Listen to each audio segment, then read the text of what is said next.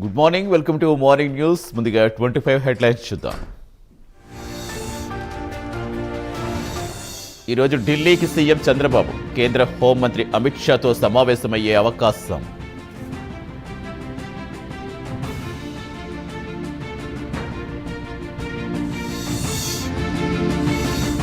జాగృతి అధ్యక్షురాలు కవిత రాజీనామాకు ఆమోదం. Nizamabad local body నుంచి ఎమ్మెల్సీగా ఎన్నికైన కవిత.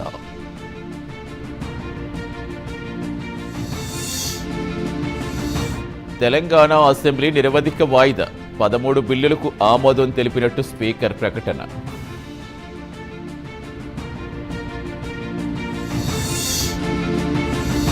నేడు కేంద్ర కేబినెట్ సమావేశం, పలు కీలక బిల్లులపై చర్చించనున్న మంత్రి మండలి.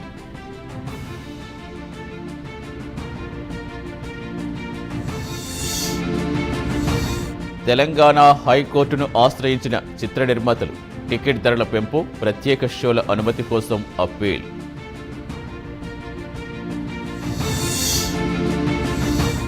తెలంగాణలో మున్సిపల్ ఎన్నికలకు లైన్ క్లియర్, మున్సిపల్ చట్ట సవరణ బిల్లుకు అసెంబ్లీ ఆమోదం.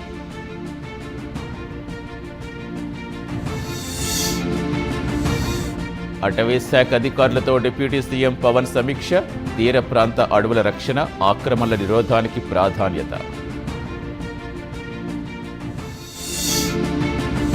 సంక్రాంతికి సొంతూళ్లకు వెళ్లే వారికి టీఎస్ఆర్టీసీ గుడ్ న్యూస్. 8,432 ప్రత్యేక బస్సులు ఏర్పాటు. కోనసీమ జిల్లాలో తగ్గిన ఇరుసుమండ బ్లోఅవుట్ తీవ్రత, మంటలు అదుపు చేసిన అధికారులు.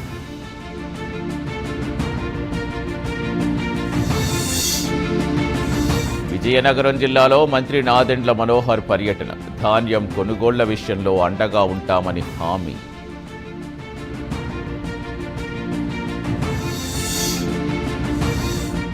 ఈ నెల 18న మేడారంకు ముఖ్యమంత్రి రేవంత్ రెడ్డి, సమ్మక్క సరక్క గద్దెల పునరుద్ధరణ పనులు ప్రారంభించనున్న సీఎం.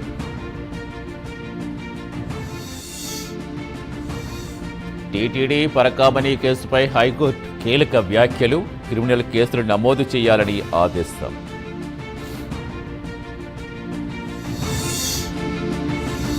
ఈ రోజు నుంచి అమరావతిలో 2వ దశ ల్యాండ్ పూలింగ్. గుంటూరు, పల్నాడు జిల్లాల్లో 7 గ్రామాల్లో భూసేకరణ.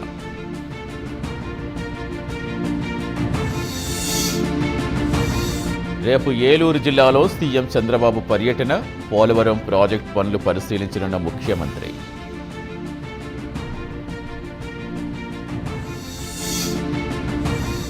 ఈ నెల 9న కాకినాడలో డిప్యూటీ సీఎం పవన్ కళ్యాణ్ పర్యటన, పలు అభివృద్ధి కార్యక్రమాల్లో పాల్గొనున్న జనసేనాని.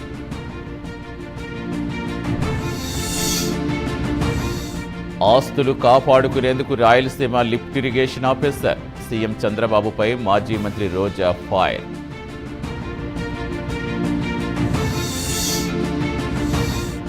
తెలుగు రాష్ట్రాల్లో మనశంకర వరప్రసాద్ సినిమా సందడి, అమలాపురంలో మొదటి టికెట్ 1,11,000కు దక్కించుకున్న అభిమాని.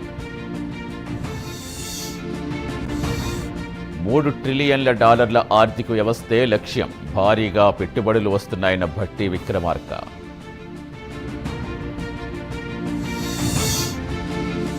సంగారెడ్డి జిల్లా సిర్గాపూర్లో విద్యార్థుల ఆవేదన, వార్డెన్తో కలిసి టీచర్ వేధిస్తున్నారంటూ ఫిర్యాదు.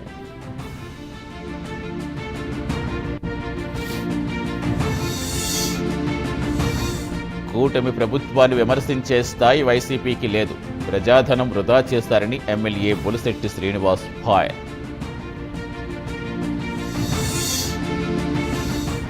సీఎం రేవంత్ రెడ్డికి కేంద్ర మంత్రి కిషన్ రెడ్డి లేఖ, వరంగల్ కోట భూముల విషయంలో జోక్యం చేసుకోవాలని విజ్ఞప్తి.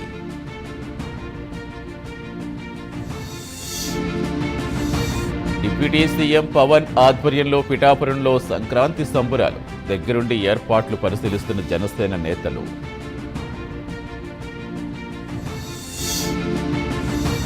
ఇండోనేషియాలో ఆకస్మిక వరదలు, 16 మంది మృతి, 140 మందికి పైగా గల్లంతు.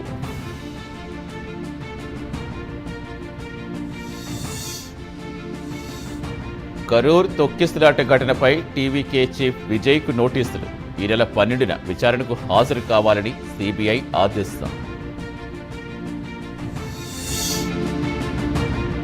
ఈ నెల 31 నుంచి పార్లమెంట్ బడ్జెట్ సమావేశాలు. ఫిబ్రవరి 1న బడ్జెట్ ప్రవేశపెట్టనున్న కేంద్రం.